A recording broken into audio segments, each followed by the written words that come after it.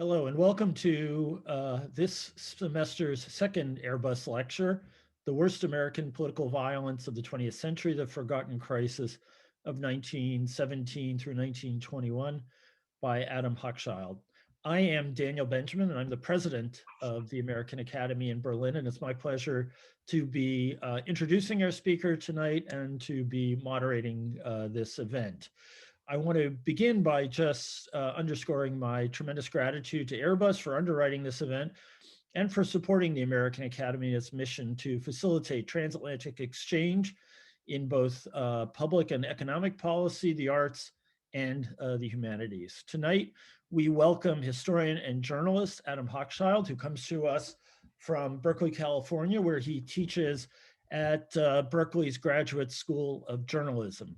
He has been in the course of his career a reporter for the San Francisco Chronicle, a commentator on National Public Radio's All Things Considered, a co-founder, editor and writer at Mother Jones, and his work has appeared in many different publications, including The New Yorker, Harper's, The Atlantic, The New York Times Magazine, and many others.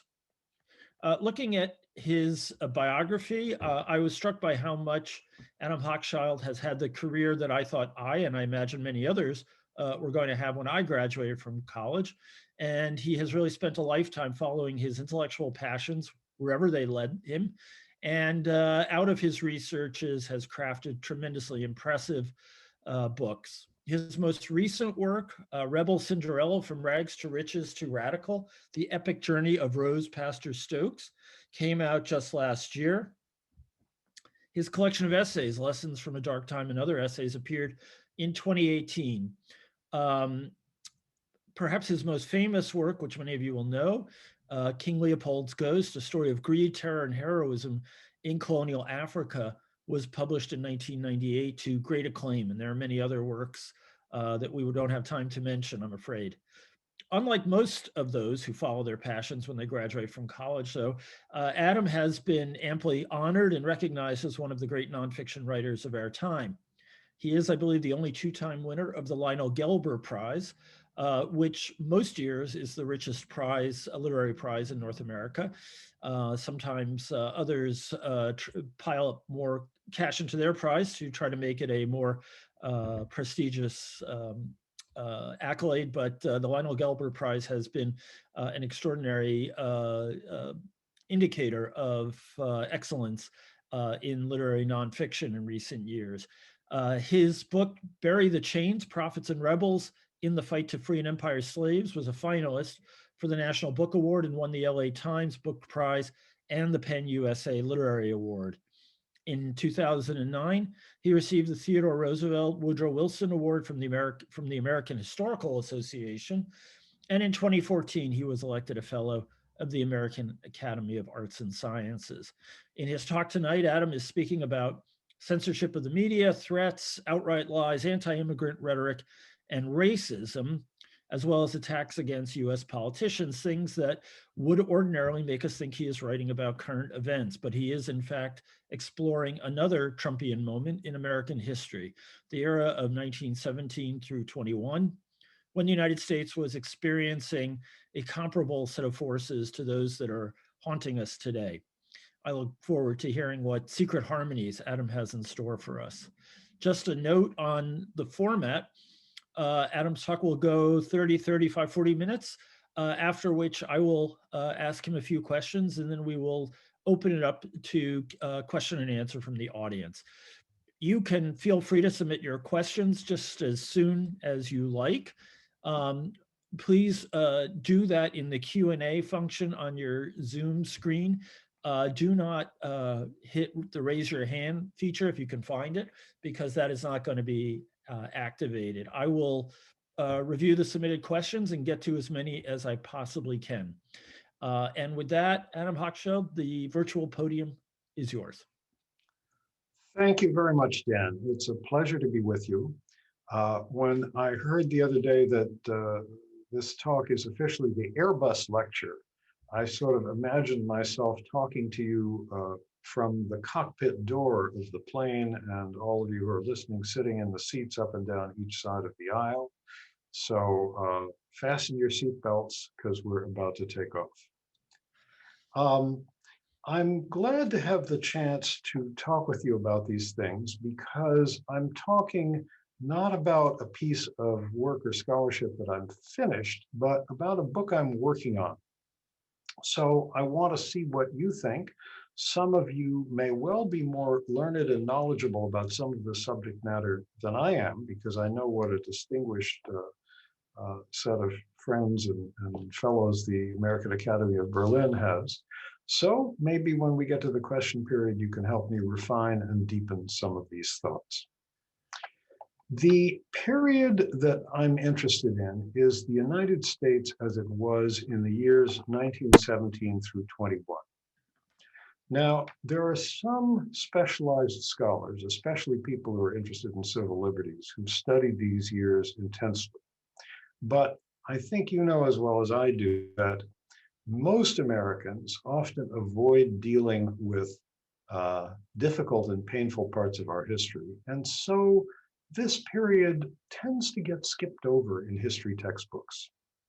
If you went to an American high school or college, the chances are that one chapter of your American history textbook was about American participation in World War I, illustrated with pictures of those guys in their broad-brimmed hats under General Pershing going off to fight in Europe, helping to win the war. And then you turn the page and the next chapter is America in the 1920s. Prohibition, speakeasies, new dances like the Charleston, the stardom of Babe Ruth, and so forth. I'm interested in the crack, the gap between those two periods. For me, the key turning point is April 2nd, 1917, because that was the day that President Woodrow Wilson went before a joint session of the US Congress and asked it to declare war on Germany. And he was speaking not just to the House of Representatives and the Senate, but the entire cabinet was there, the entire Supreme Court was there in an almost unprecedented situation. Diplomats from all major countries in evening dress were there to hear his talk. And if there is a key moment within that key turning point, it was when, in the course of his speech, Woodrow Wilson made clear that he was not only asking that the United States declare war on Germany, but that he was asking for a draft, for conscription. At this moment, the Chief Justice of the United States, Edward White, a Confederate veteran who disagreed with Wilson on every single domestic issue, leapt to his feet and led Congress, the Supreme Court, the diplomats, everybody there in thunderous applause. And according to many witnesses, Chief Justice White had streaming down his face, tears of joy that the United States was going to war. I have a long chapter about that speech, and I'm going to entitle it Tears of Joy, because to me, it is a striking moment. Justice White, Chief Justice White, crying with joy, reflected something larger in the United States at that time, a jubilation that the US was going to war. It was reflected everywhere. The next week, the baseball team, the New York, played their opening game of the season, and the players walked out of their clubhouse in formation, holding their bats over their shoulders like rifles. A couple of weeks after that, a young woman dressed as Paul Revere raced down Broadway in New York City at night, followed by a car full of men blowing trumpets in order to urge people to enlist in the army. And enlistment offices were flooded. Now, the peculiar thing to me about this moment of martial joy is that the United States had not been attacked. Nothing had happened like the Japanese attack on Pearl Harbor a quarter century later, which ignited World War II. Nothing had happened like the Al-Qaeda attack on the World Trade Center decades after that. It was nothing resembling the way that World War I had begun in Europe, with Austrian attacks on Serbia and German troops marching into France and Belgium. Nobody had attacked the United States. So why this tremendous enthusiasm for going to war? It was true that roughly 200 Americans had died as German submarines torpedoed ships carrying goods across the Atlantic from the United States to Britain. Most of those Americans on the ocean liner Lusitania in 1915. Then more recently, in the months before Wilson's speech, Germany had announced unrestricted submarine warfare, that any ship heading for the Allied countries' ports was subject to attack. But the Germans had repeatedly warned Americans not to travel on these ships, that they were subject to attack. Germany had bought newspaper advertisements in the United States urging Americans not to travel on these ships. And these ships were carrying munitions to Britain and France, huge quantities of them. The United States was supposedly neutral until April 1917, but Great Britain spent 40% of its military procurement budget in the United States. And it should be no surprise to any Americans that the Germans would torpedo ships carrying ammunition to their enemies. So why did Americans find it such a cause for enthusiasm to join this war in Europe?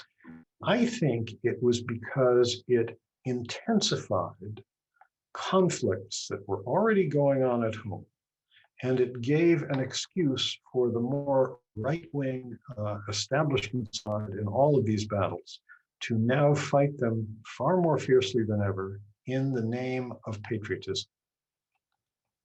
So what were these smaller wars that were already going on within the United States? I would single out 5 of them, although there's some overlap between them, but let's try to distinguish 5 of them.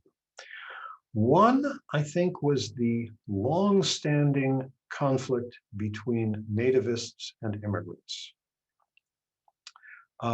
Ever since colonial days, back when we were British colonies, white Anglo-Saxon Protestants, whose ancestors came mainly from Britain and Germany, had dominated American life, dominated the economy, dominated American politics.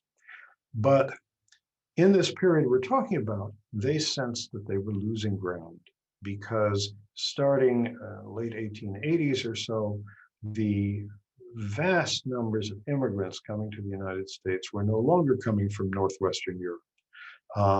They were coming from Italy, they were coming from Eastern Europe, they were coming from Russia, the Russian Empire. And so to speak, people like Italians, Poles, and Jews had not yet become white in American eyes. They were looked on as very much alien. They were not Protestants. They were Catholic, Eastern Orthodox, and Jewish. So that was one conflict which was very intense already at the time that the US entered the war. Another conflict was the long-standing one of whites versus Black Americans. Whites in the American South had really never accepted their defeat in the Civil War.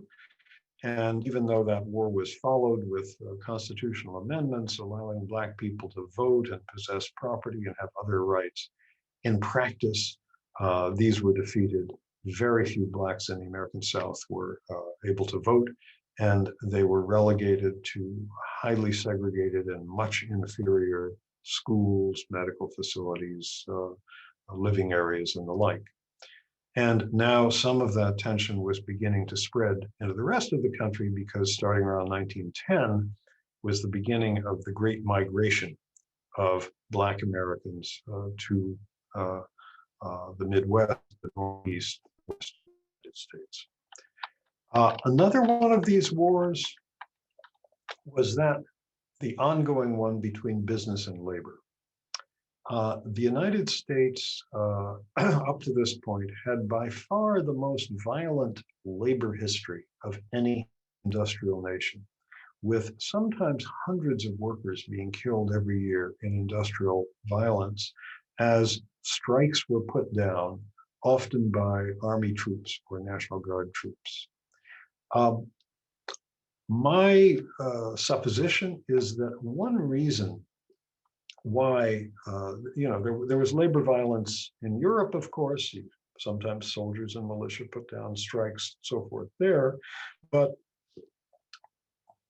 I think that one reason why this violence was more extreme in the United States was that there was no separation between the labor wars that were going on at home and the colonial wars. In the European nations, sometimes troops were called out to put down strikers, but the actual warfare that they were fighting in was off in Africa or India as Europe expanded its colonial possessions. But in the United States, the troops that might put down a strike of unruly steelworkers in the Midwest in the late 19th century might have been withdrawn from fighting one of the Indian wars just a few hundred miles away. So that business versus labor conflict was very extreme. Another conflict, which had not yet broken out into violence, but was certainly there when the US entered the First World War, was that of the mainstream parties, the Republicans and the Democrats, versus the Socialist Party. Now, socialism never has been a force in the United States in the way that it was in Europe. But Eugene Debs, the socialist candidate, won 6% of the popular vote for president in 1912. And less noticed, I think, but highly significant, and something that inspired great fear in the mainstream parties. In the 1917 municipal elections, these are held in a year, we elect members of Congress and the Senate in even-numbered years, but 1917, there were a number of municipal elections, and the Socialist Party won more than 20% of the vote in 14 of the country's larger cities, including New York. A final tension in the country at this time was the age-old one of men against women over what the proper gender roles should be. These were changing, and many, many American men found this very unsettling. In the middle of the 19th century, the vast majority of Americans lived on farms, and their gender roles were defined. The man was out in the fields, holding the plow behind the horse. The wife was back in the kitchen, cooking and canning food, cleaning, fetching water from the well, and so forth. But the advent of mechanical tractors, mechanical harvesters, other farm machinery swept millions of American men and women off the farms. Only a minority of workers were on the farm by 1910 or so. And as women came into the labor force, the urban labor force, they sometimes began competing with men for jobs. There were certain jobs like secretaries and telephone operators for which women were preferred. And now, in 1917, to the enormous disgruntlement of many, many American men, women were on the verge of gaining the vote, to which there was fierce resistance. Okay, so those are the 5 conflicts that I think were already underway when the United States entered the First World War in April of 1917. And to me, the remarkable thing about these next 3 or 4 years is that all of those conflicts intensified greatly and usually violently in ways that we still, I think, don't recognize enough. So let me go back through each of them and then tell you some of the things that happened during this 1917 to 21 period. Okay, the first war at home, nativists against immigrants. This intensified greatly. When it came time for the presidential campaign in 1920, there were no less than 4 leading candidates for both the Republican and Democratic nominations who were campaigning on platforms calling for mass deportations. Until the last minute, it looked like one of these deportation fanatics was going to be the leading Republican candidate, was going to win a Republican nomination, General Leonard Wood, and it looked like another one of them, Attorney General Mitchell Palmer, was going to win the Democratic nomination. Other politicians talked about deporting undesirable people, that is, aliens, radicals, to Guam or the Philippines if their country of origin wouldn't take them back. The American Legion, the veterans organization, asked, why limit the deportations to the foreign-born? Deport troublemakers, deport anybody who refused the draft at the time of the war. Why limit your deportation talk to people who were not American citizens? Well, what recent American president does all this talk of deportation remind you of? 3 guesses. This whole period 100 years ago is a reminder that Donald Trump did not come out of nowhere. He was drawing on dark currents that had long been under the surface in American life. Another one of these conflicts that greatly intensified in these years was that over race here at home. This had long been something extremely violent in the South, where, as I'm sure you know, lynching was a common practice. And this lynching reached a 10-year peak in the year 1919. 76 Black Americans were lynched that year, more than one a week.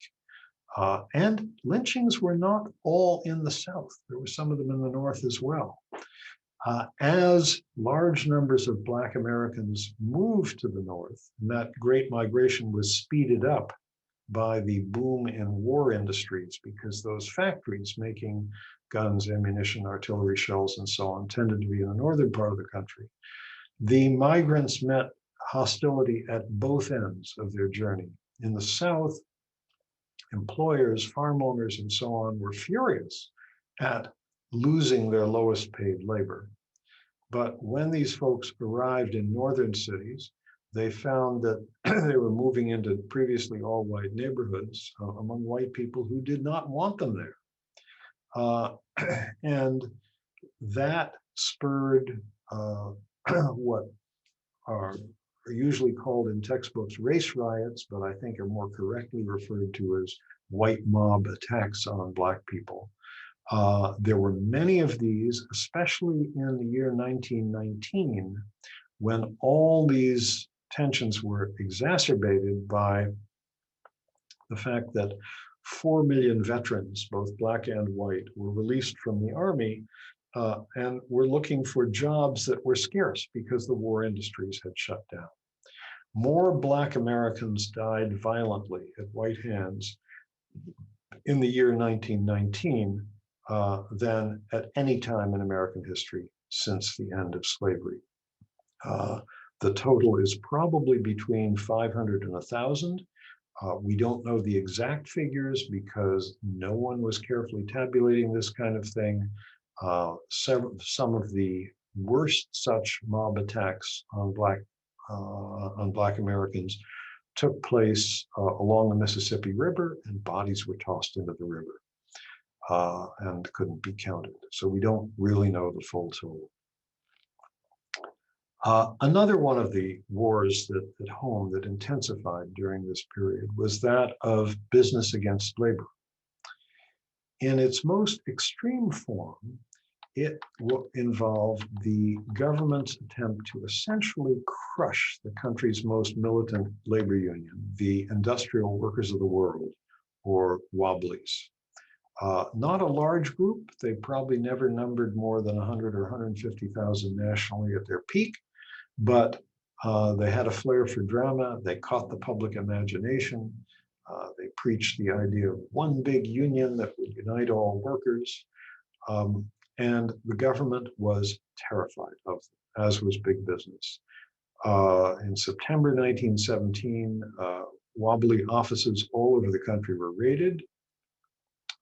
5 tons of documents were taken, never returned, destroyed after the government had gone through them all. Several hundred wobblies were put on trial, indicted and put on trial. One of those trials involved more than 100 defendants, took place in Chicago in the early months of 1918, and it remains the largest civilian criminal trial in American history.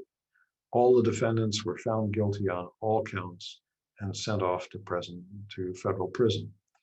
And the thing to be clear about is these were people who were sent to prison for long terms simply for being members of an organization.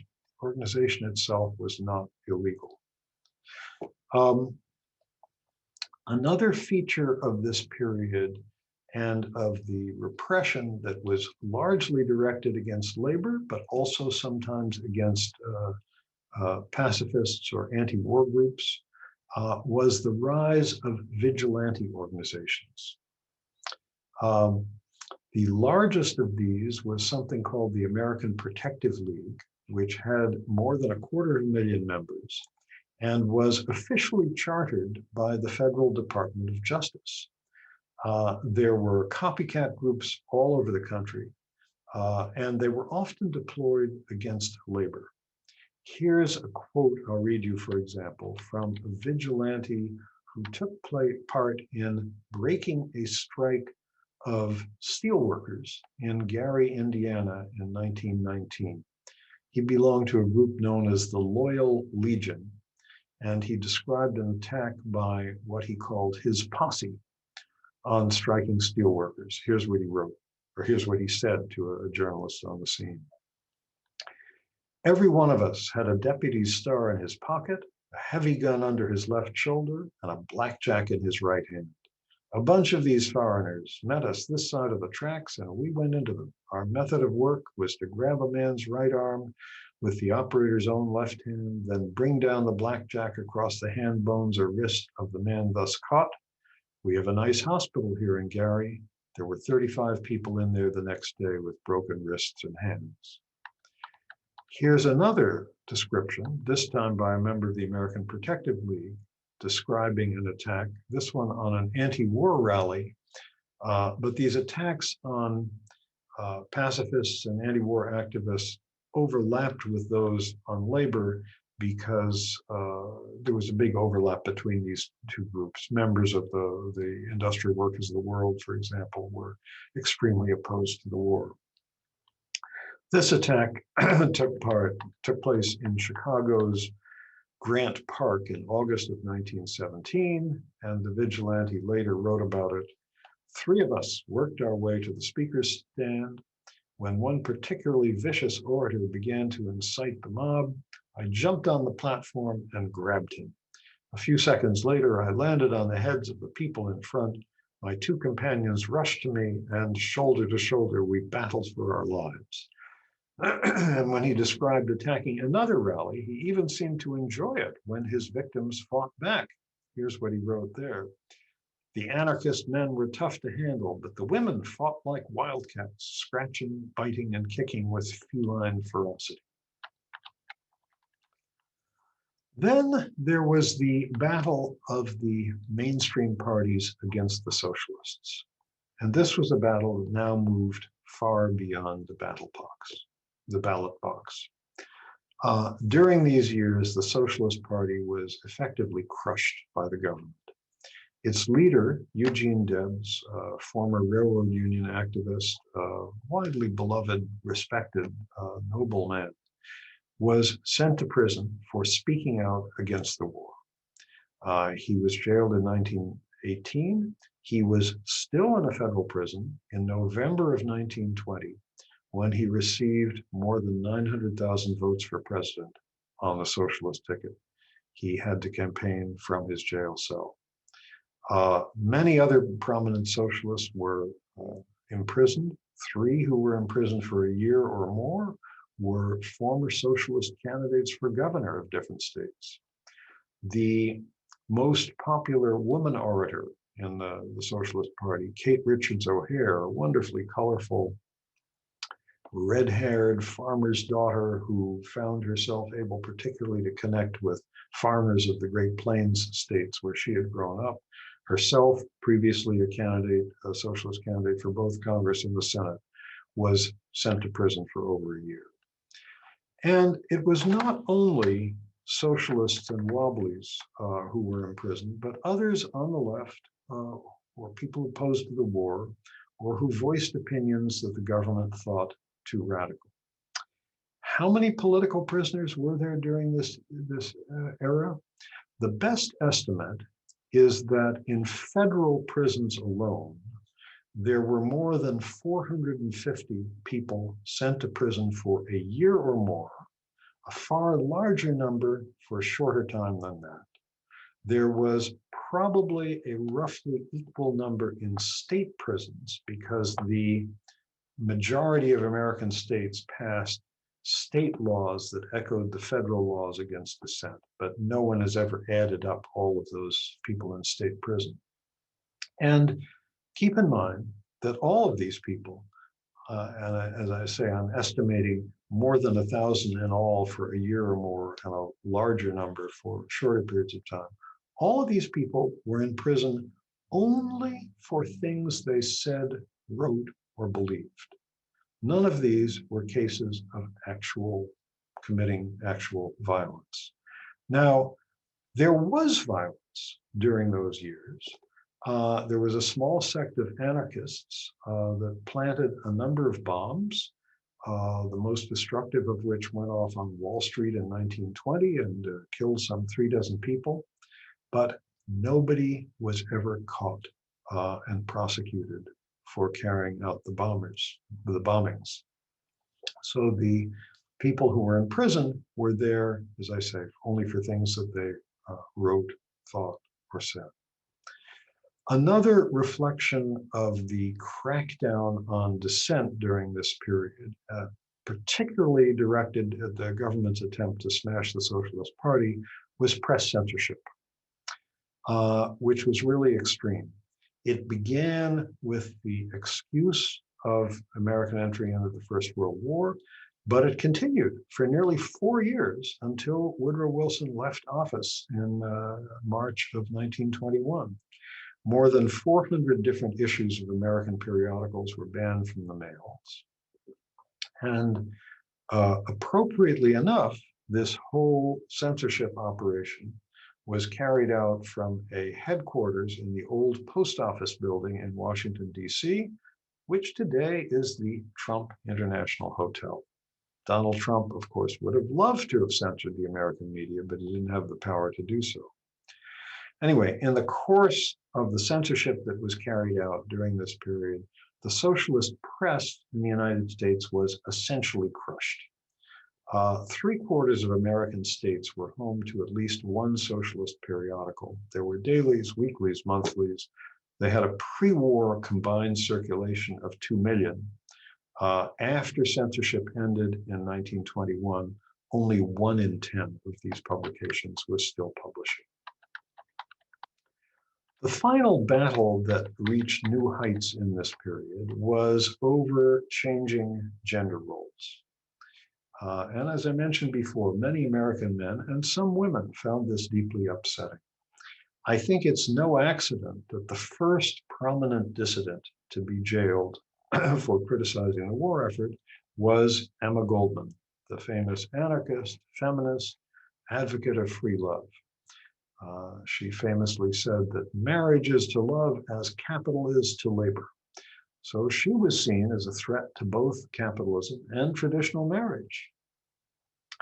I can't leave Emma Goldman without just reading you a few sentences from her very eloquent speech to the court that she made when she and her comrade Alexander Berkman were sent off to prison for 2 years for criticizing the war effort.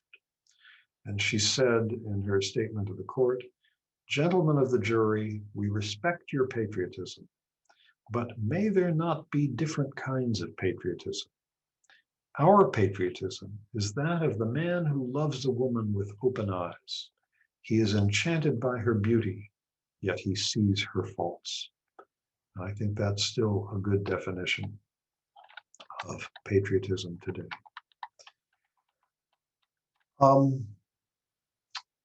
And she was not the only prominent woman dissident who was jailed during this time. I think it's no accident that Kate Richards O'Hare, whom I mentioned earlier, was the first prominent socialist, man or woman, to be indicted.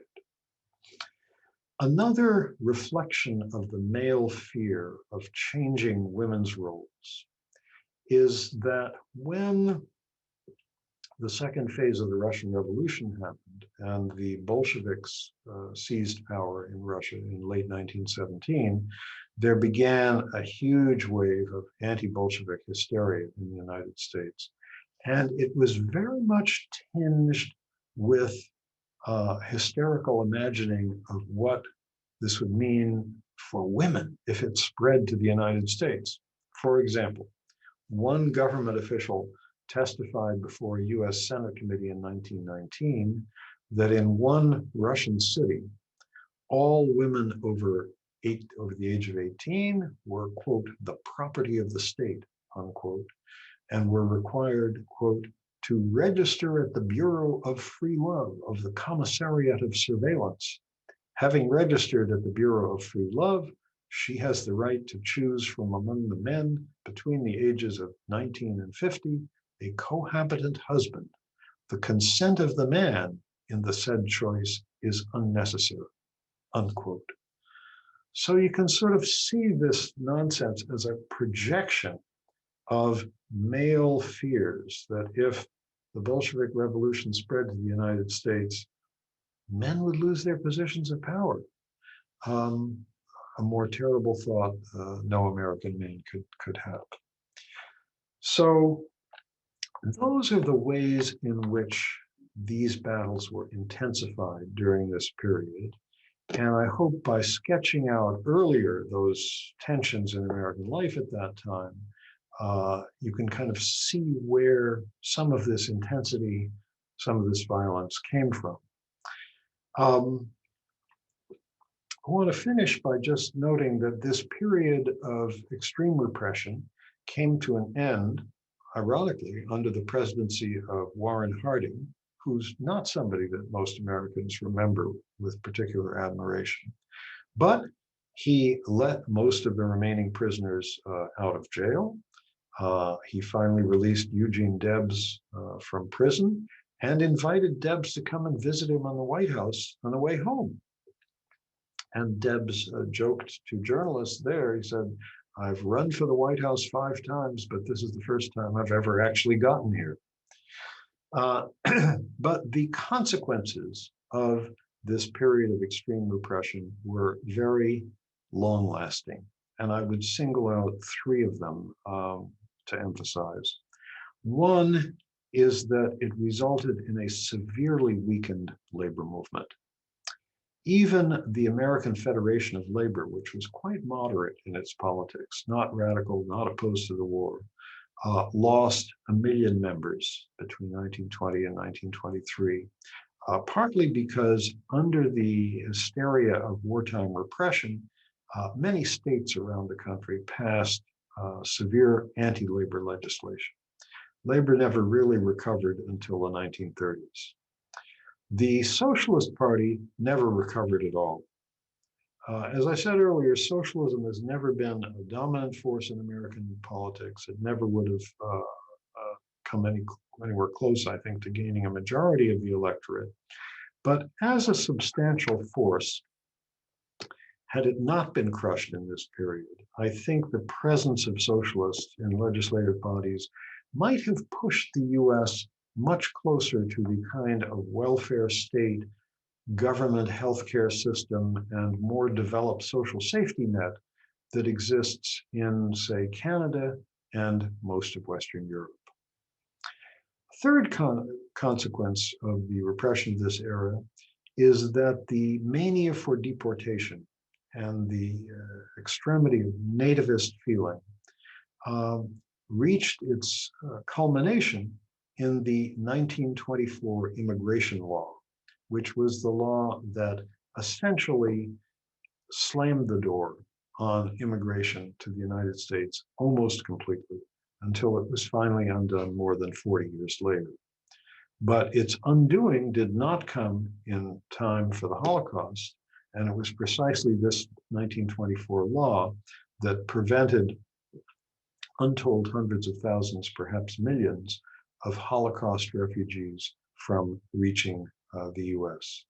So in a way, it was a consequence of this terrible period of repression in the United States that prevented us from being able to rescue people fleeing the worst period of repression in 20th century Europe.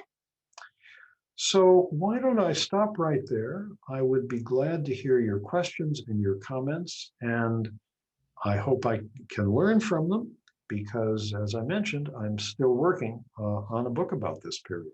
So fire away. Well, Adam, thank you very much for a great introduction to a somewhat neglected period in our history. And I think you make a very strong case for some parallels between that period and the present, or certainly the last 5 or 6 years. So let me just quiz you on a few things. And I think your sort of taxonomy of all the different tensions in the society is very good. One question I had was that when you brought up the Russian Revolution, you did it in the context of tension between men and women, and there's no question that there was a difficult issue, and the free love aspect of the revolution in Russia certainly did capture the mind, but it also had a much broader impact, in my view, on a kind of national and even international paranoia. So, appropriately or significantly, the title of the best-selling book on this subject was 10 Days That Shook the World. And it had enormous shockwaves throughout the West. There was briefly a Soviet republic based in Munich. There was a revolution in Hungary that also brought a communist regime to the fore. A man who in this particular time was considered something of a lunatic, but later venerated, Winston Churchill, couldn't stop talking about the communist threat. And in fact, the UK did launch missions against the Russians in this period that didn't come to a happy ending. And I wonder if you think that the kind of national paranoia stoked by the revolution doesn't deserve a little more in the way of causal heft here in terms of some of the craziness that we saw in that period. I think you're right, Dan. It does, because the second phase of the Russian Revolution was greeted. The first phase of the revolution, the overthrow of the Tsar, was greeted by everybody, both radicals and mainstream folks in the United States, as a good thing. Everyone was enthusiastic about that. The radicals because they hated the Tsar as sort of symbol of despotism, and people like Wilson and those around him because it removed an obstacle for the United States to join the Allies, because they didn't want to have this absolute monarchy as one of their allies. The second phase, the Bolshevik coup in November of 1917, was greeted with horror by the establishment and with great joy by the radicals, because they hoped this would spread. And you're right, it did seem to spread. There was a short-lived Soviet Republic in Hungary, another one in Bavaria. There were general strikes everywhere from Switzerland to Seattle. And for a time,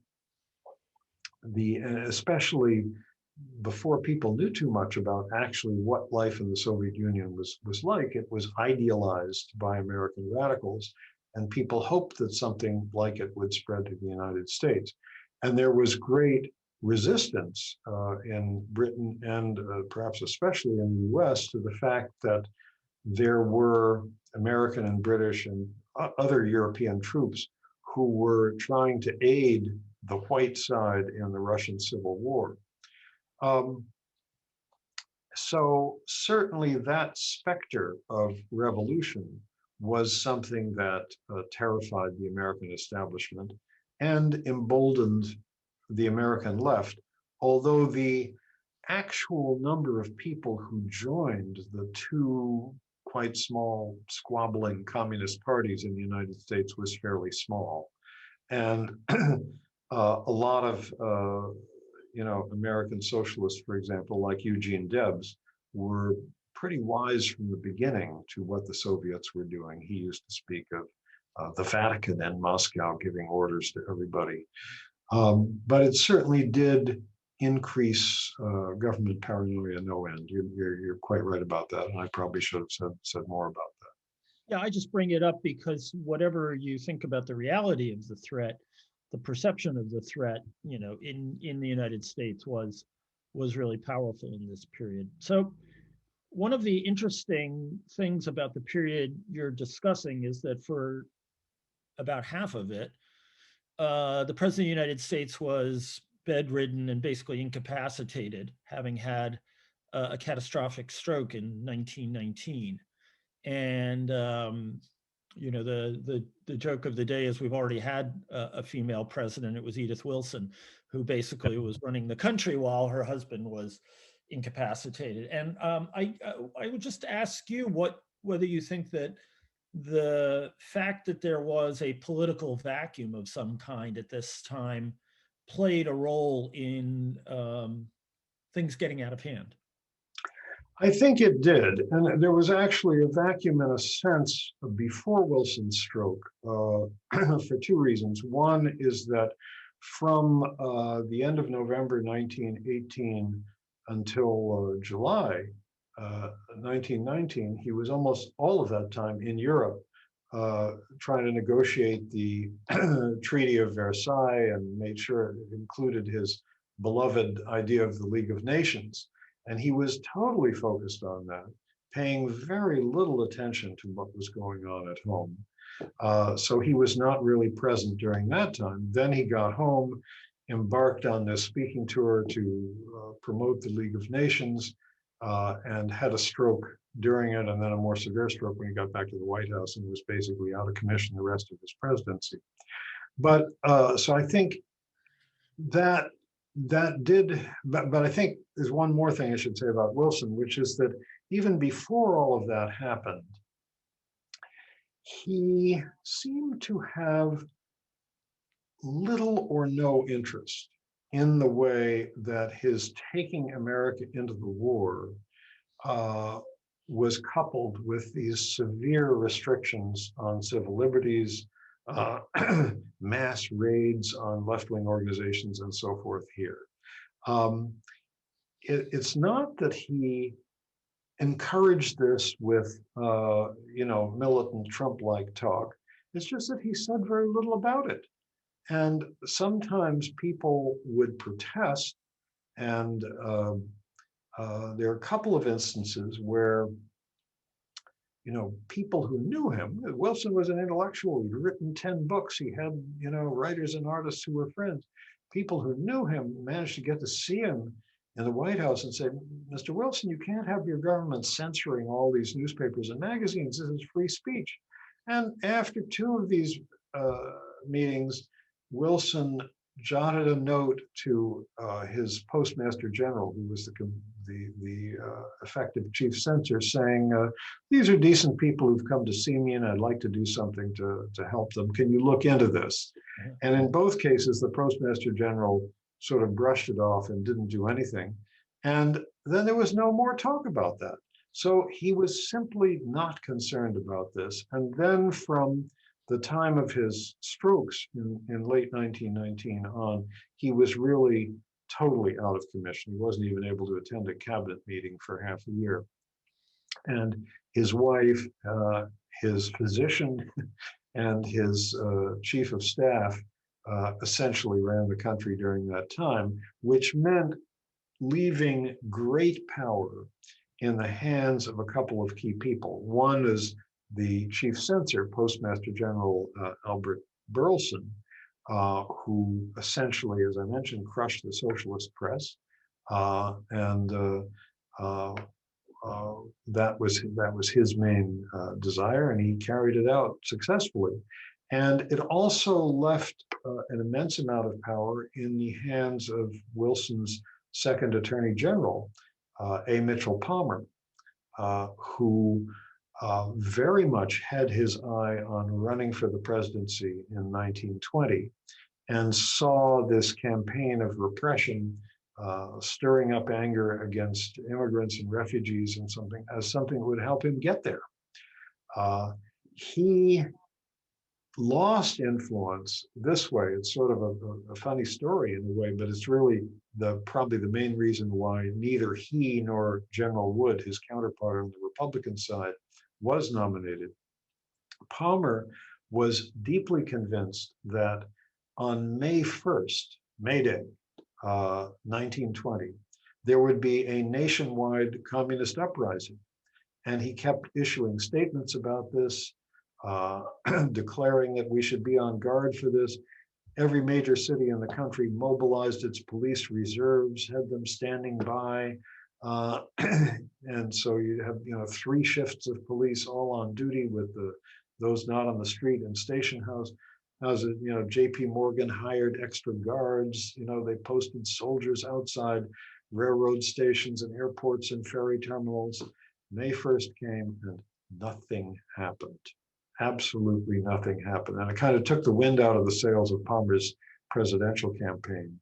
And I think that was the point at which people began to realize, no, the Russian Revolution is not going to spread to the United States.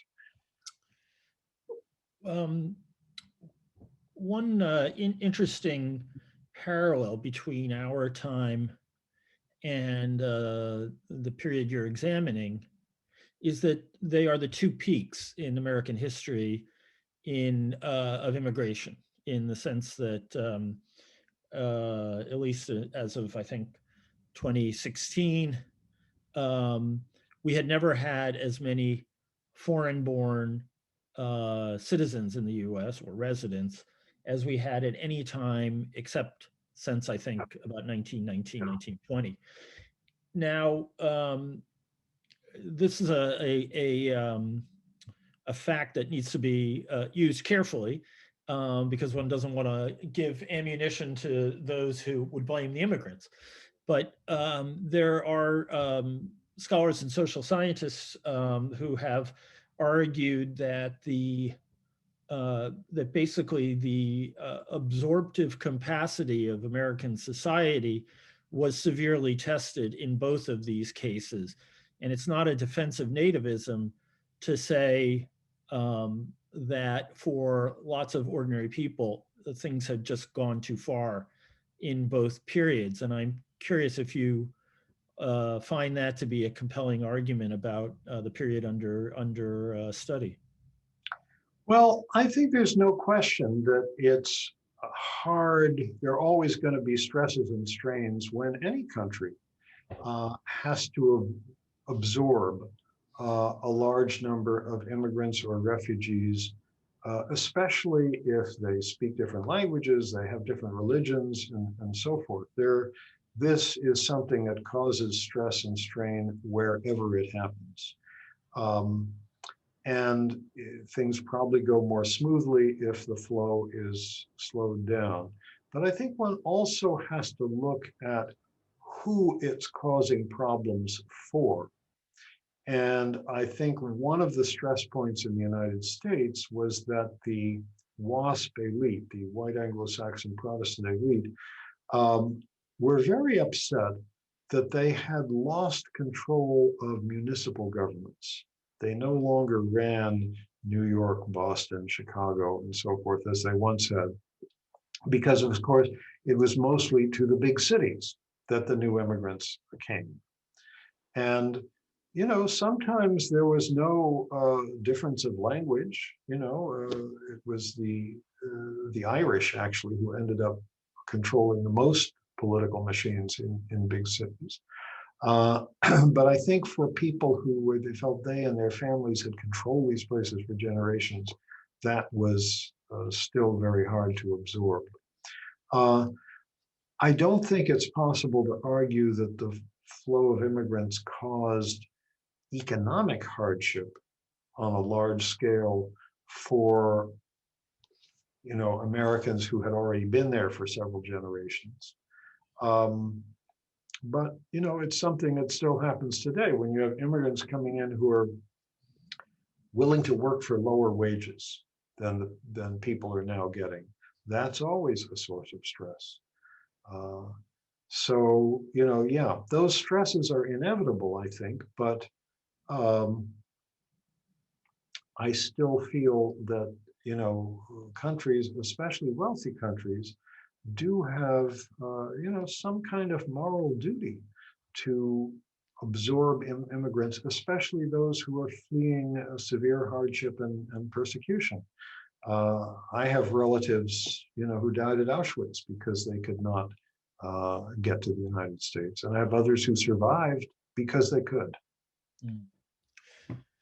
So one of the interesting things to go back and look at would be the question of who the principal actors on the nativist side were. One of the things I think that we have learned in the last decade or two is that often the most vocal opponents of immigration have no contact with migrant communities, which is, you know, a kind of stunning irony. But when you do the heat map of nativist sentiment, you know, it's often in those places that, you know, often voted heavily red, and where there are just very, very few migrant workers or immigrants. And it would be interesting to see if there was some kind of parallel, you know, national panic in the period that you're studying.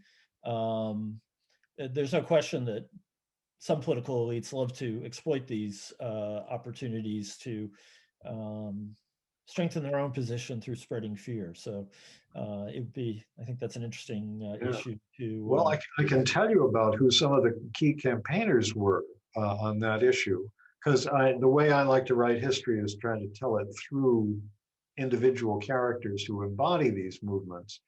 And two of the two key crafters of that 1924 immigration law were two very different sorts of people. One was Congressman Albert Johnson of Washington State, who was a small town guy. His father actually had been a clerk in Abraham Lincoln's law office in Illinois, but the son certainly had none of Lincoln's spirit. He ended up in Washington State because he felt it was the whitest part of the country, you know, the most American, free of all these foreigners and so on. He became a sort of small town newspaper proprietor and was so fanatically anti-immigrant of all kinds that he and a friend who felt the same way rigged up a semaphore signaling system where a friend who lived at the entrance to Puget Sound, where you could see ships coming in, would signal when a boat from Japan was coming into the entrance of Puget Sound, and had some kind of means of communicating with the ship, saying how many Japanese immigrants do you have on board. He would use a semaphore signaling system to signal that to Johnson at his newspaper, and then there would be a scare headline, you know, 250 more Japanese arrived. Johnson was, and as I say, all these battles overlap, because Johnson was also part of a vigilante group that went around beating up wobblies. Then he got to Washington as a member of Congress, kind of small town rube looking around, being amazed to find himself in a place like this. And he was befriended by somebody who came from very different circumstances, a man named John Bond Trevor, who was a New York aristocrat, lived in a 5-story mansion next to that of Andrew Carnegie, but was an ardent nativist and a great believer in the eugenics movement. And he and Johnson became friends and together wrote that 1924 immigration bill. And Johnson retired from politics in 1932, but Trevor remained active. And when there was a move in Congress in 1939 to make a small amendment to the bill to allow 20,000 Jewish children as refugees to enter the United States, Trevor spoke against it and said this would be a terrible thing and add pollution to this country that we don't want to have. So I want to get to the audience's questions, but I want to just close with one more point. So the great unheard event of this period, if I can use that phrase, is the great heard event of our time, which is to say the pandemic. And you know, we know that it became the part of the problem with our response was anti-scientific thinking, which crippled us and led to an enormous loss of life. So the country didn't have any of the scientific abilities, or didn't have anything like the scientific abilities we have now, and 675,000 people died. I guess the question I have is there any indication that event in any way conditioned some of the other developments that you spoke about, all this tension in so many different sectors? It's hard to trace that connection because there was very little public discussion of the pandemic. And you know, that pandemic is often referred to as the Spanish flu. And the reason for that is that Spain was one of the few major countries in Europe that wasn't at war, so it wasn't censoring its press. But in the United States, Britain, France, Germany, Austria-Hungary, the governments were terrified about revealing to their enemies the toll that the pandemic was taking in their countries, which was very extreme, both among civilians and soldiers, in some cases, especially among soldiers, because to that brand of the flu, young people were most vulnerable. They were dying, you know, you had American troop ships going to Europe where they'd have to bury 100 people at sea in the course of the journey. So there was very little that appeared in the press. They talked about it as the Spanish flu because Spain could report in an uncensored way, and the American press and other presses could say, oh, look, you know, there's these reports from Spain, and the king of Spain had the flu, and so forth. But I think, just to give you an example of how extreme that was, the deadliest day in the deadliest city for the flu pandemic in the United States was October 10th, 1918, when in the city of Philadelphia, which was particularly hard hit, 759 people died from influenza, which was 10 times the normal death toll for that day. On the front page of the next morning's Philadelphia Inquirer, there was not one word about any of that. So I think it's the presence of the pandemic intensified a feeling of eeriness and creepiness that people had. If it could have been blamed on immigrants or labor unionists or Reds, I'm sure people would have done so. But of course it couldn't be, because the first outbreak of the flu that caught medical attention happened at an American Army base in Kansas. And American soldiers going to Europe seems to have been the main vector through which it spread to there. It's an interesting episode because later epidemics were often blamed on migrant groups. That was true during polio, it was true certainly of tuberculosis, it was true of a number of different maladies. So let me turn now to some of the questions from the audience. One that particularly interests me is about the sort of tension in the United States between the enormous population that had German roots and those that had English roots.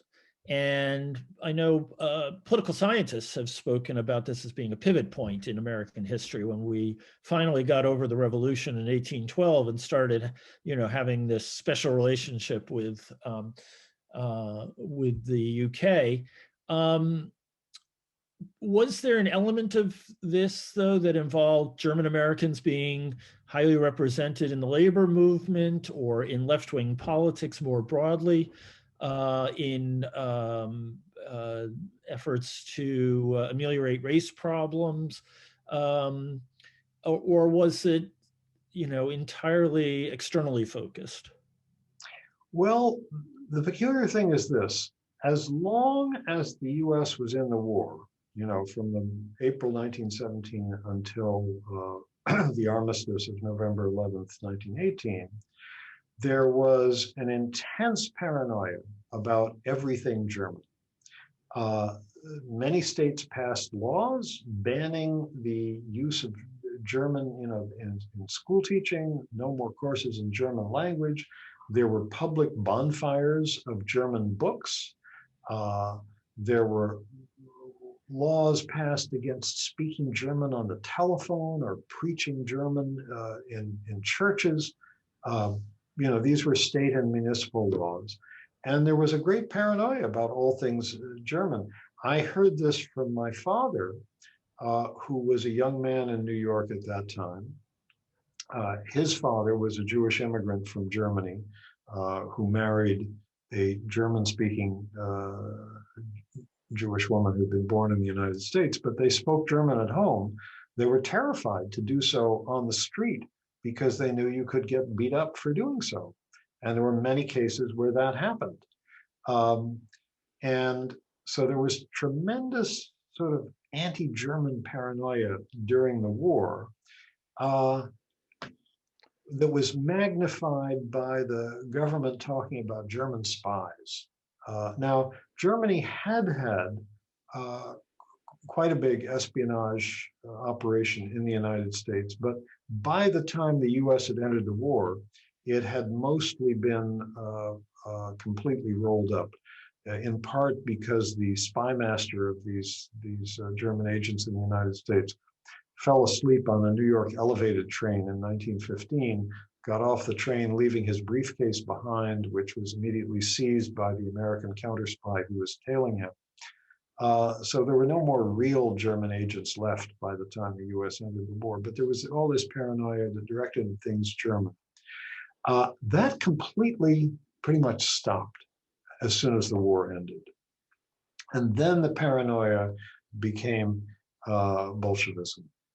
And in fact, although prior to US entry into the war, there had been newspapers published in German and so forth, which had strongly urged America to stay neutral, and in some cases, said favorable things about Germany and Austria-Hungary. None of them dared do anything like that after America entered the war. And I think all the statistics show that German Americans enlisted at least the same rate that everyone else did. The shifting of the paranoia from Germany to Bolsheviks became very pronounced at the time of the armistice. Interesting. One viewer asks, you're titling your chapter after Chief Justice White's Tears of Joy. What did he like about being at war with Germany and Austria-Hungary, or was it merely that he was in favor of being in a state of war? I don't know enough about him to answer that as far as he's concerned. He was in the Confederate Army as a young man. He was captured by Union soldiers. Maybe the thought of being at last on the winning side in a war was something that appealed to him. But I do think that he was not alone in feeling this sense of jubilation that his country was going to war. And indeed, you can see hundreds of accounts of this same feeling throughout Europe in August 1914, when the European countries went to war. And I remember reading something by Stefan Zweig, who was a pacifist, who was even himself sort of affected by this feeling when Austria-Hungary went to war. So there is something about the prospect of war, uh, marching soldiers, military music that touches some deep nerve in far too many of us. Exactly what it was in Justice White's soul, I don't know, but I would love to be able to answer that more fully. Yeah, so that's a great reference to 1914 because, if you read the diaries of lots of both public men and people who wound up serving in the military, they were like, finally, the moment has come. This will be, first of all, they all thought it would be 2 or 3 months and then they go home. Yeah, And thought it would be this great cleansing fire, that the whole rotten structure would be kicked down and it would usher in a new era of justice and comity and so on and so forth. And it's a profoundly strange yeah, moment in European history. And it would just be a little strange on the part of the Chief Justice if he thought the same thing after basically 3 years of murderous trench warfare, if he, not been paying any attention to that. Another question. From a questioner who describes this as coming from a German European US comparative angle. Among the European nations participating in the war, military service was, though often contested, was nevertheless also seen as a means to overcome prior polarization. And that this would promote social peace and be to the betterment of society. We can argue about whether this ever happened, but it certainly was a widespread view. Why did the US going to war not create such a sense of solidarity within society, between classes, between ethnicities, which is, by the way, something we did see a lot of, certainly in the depictions of World War II? yeah. Well, I think part of it had to do, I think certainly anybody who's been in the military, and I have myself, although happily not in a war, uh, knows that, yeah, you do form bonds of friendship or a sense of sharing the same situation or discomfort with other people that you're in the same army with. Uh, I think that didn't forge a great sense of shared Americanness or bring us all closer together because of what happened after the war. And I think I briefly referred to this. The US was not in the war very long. We joined in April of 1917. It really wasn't until a year later, like April of 1918, before significant numbers of American troops could get trained and transported to Europe. That training took a long time because we'd had only a tiny army before and it had to be built up from scratch. So the actual fighting in which the US played a big role was really only the last 6 months or so of the war. Then it came to an end, and there was a US military of just over 4 million men. The government had not at all worked out any kind of plan for how to demobilize it. And it was demobilized rather hastily. And these 4 million men came flooding back home, about 2 million of them from Europe, 2 million of them still in army camps in the United States, into an economy that suddenly didn't have jobs for them because the factories that had been making, artillery shells and rifles and tanks and whatnot, suddenly there was no more use for that. And these factories couldn't be quickly retooled to make something else. So unemployment rose. Inflation was very severe during this period for a variety of reasons, and wages did not catch up with it. And there was severe competition between whites and blacks for jobs because of those 4 million men, about 10% were black. And they felt we've been off risking our lives for our country. You know, we deserve a better break than we had before once we come home. And actually, W.E.B. Du Bois, the leading black leader and usually a man of great militance, had actually urged black Americans to go into the military just for that reason. Said you'll be in a better position to demand and get fair treatment when you come home. But they came home having to compete for jobs with white veterans. There weren't enough jobs to go around. And that's when the worst racial violence broke out. So I think those are some of the reasons why, you know, the shared experience of being in the military did not lead to more of a sense of sharedness generally. Mm-hmm. Another question, was there a convergence between anti-Bolshevism and anti-Semitism? Yes, very much so. And if you look at the writings and speeches of people, the anti-immigrant crusaders like Albert Johnson and John Trevor that I mentioned, openly very, very anti-Semitic. And of course, you know, a lot of the major leaders of the Russian Revolution were Jewish. And the same is true of those other revolts, like the one that broke out in Hungary, for example, the short-lived Soviet government there. So there was some overlap. Anarchists like Emma Goldman was Jewish. But yeah, so there was definitely an overlap there. Okay.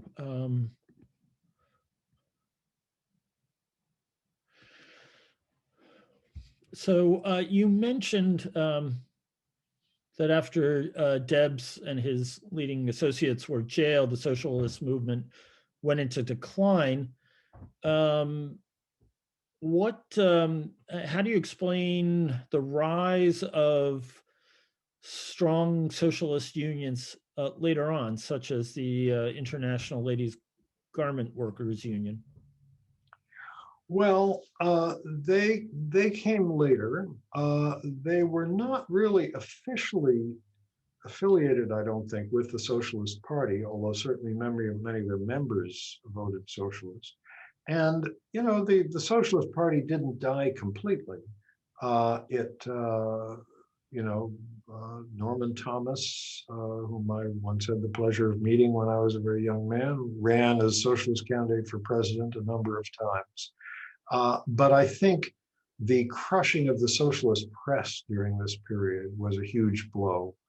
You know, when you jail a number of leaders of a party for a couple of years, and that couple of years is a very crucial period in a country's history, it is a crippling thing. And the party did have trouble coming back to life.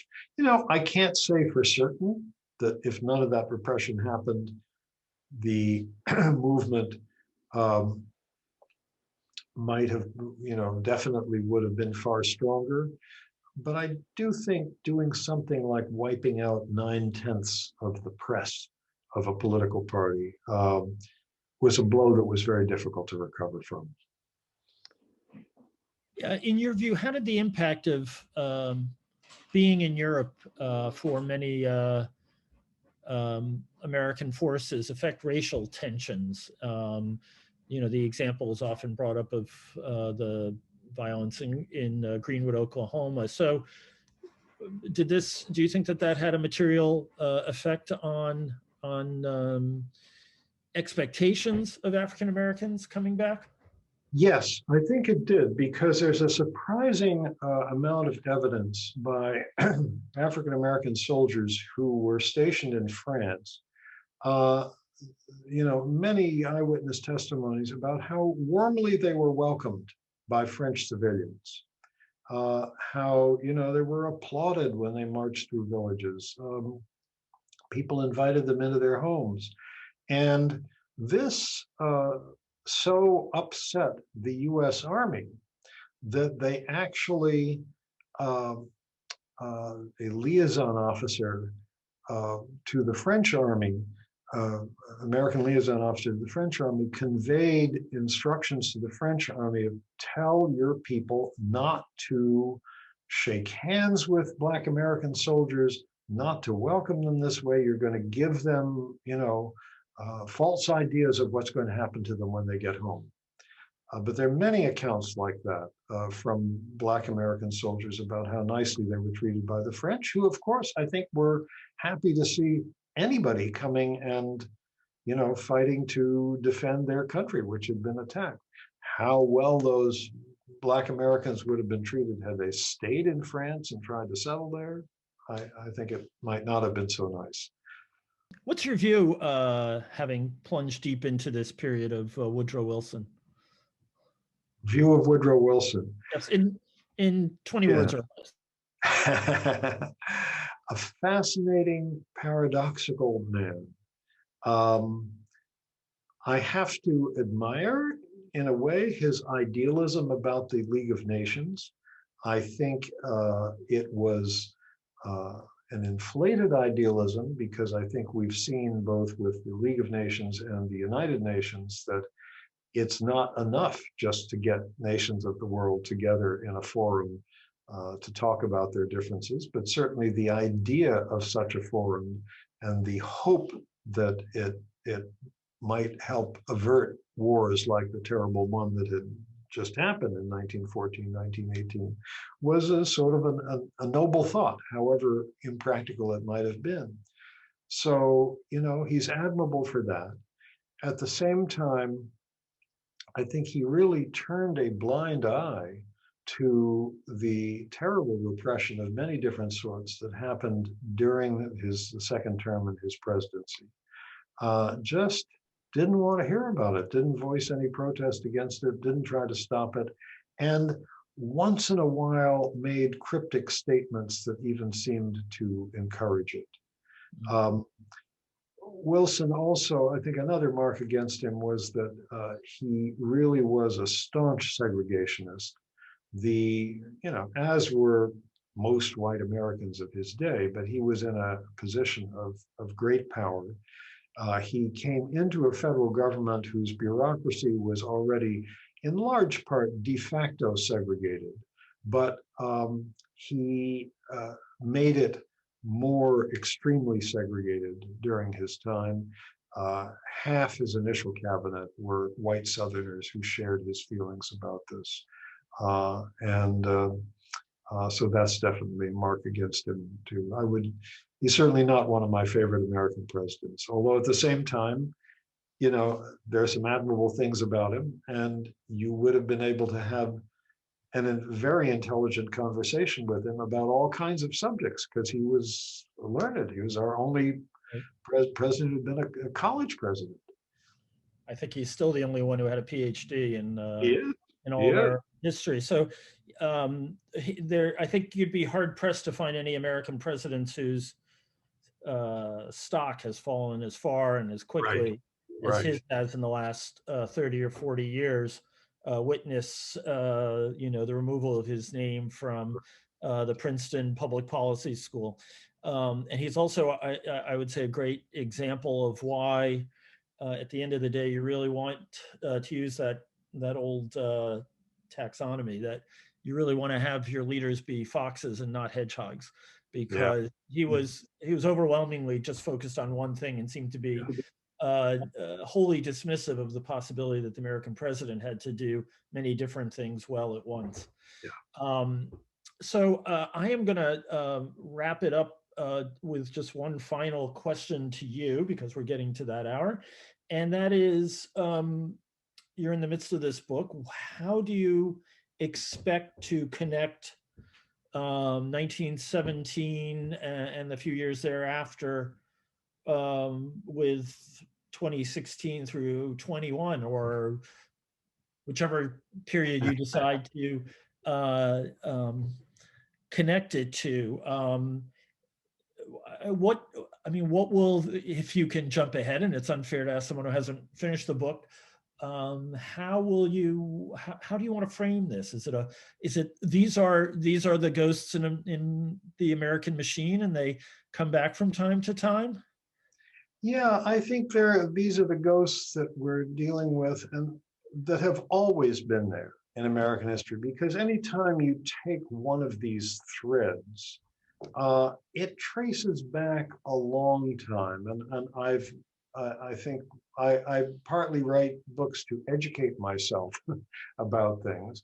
And I've gotten much more educated about the current of um, ardent nativism that runs through American life. Trump was not the first person to trumpet away about that. We saw it in this period, and then when you try to trace it back, you go to the Know Nothing movement in the 1850s, where there were the same kind of intense outrage, breaking into violence, breaking into mass murder, actually against the Irish at that point, and against anybody else who might be Catholic. Um, so, that is one of several threads that was brutally visible in 1917-21, and again in 2017 to 2021. I just wanted to thank you again, Adam Hochschild, very much for a really terrific discussion. I want to just let our audience know, if I can find the exact information, that our next event will be coming up very soon. It will be a discussion with the Harvard professor of literature, Martin Puchner, about his work on Rotwelsch, a fascinating dialect of German that was in use in particular among all kinds of outsiders in German society in earlier periods. I'm trying desperately now to find the date. And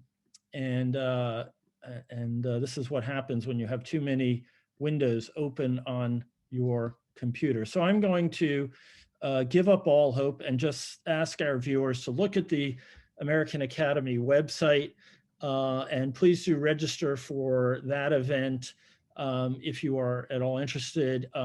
Professor Puchner's book was written in part when he was a fellow at the Academy. It got a fantastic review in the New York Times. It looks like it will be an absolutely fascinating event, and I very much hope you can join us. And again, let me just thank you for coming and listening to Adam Hochschild. I very much hope that you will have the chance to hear him again in Berlin sometime in the not too distant future. We're eager to have him come visit. And with the end of the Zoom world somewhere off in the near the horizon, but now no longer over the horizon, I very much look forward to having that occasion. So again, Adam, thanks for getting up early in California and joining us. And I look forward to seeing you in Berlin. Okay, thank you, Dan. Pleasure being with you. Take care.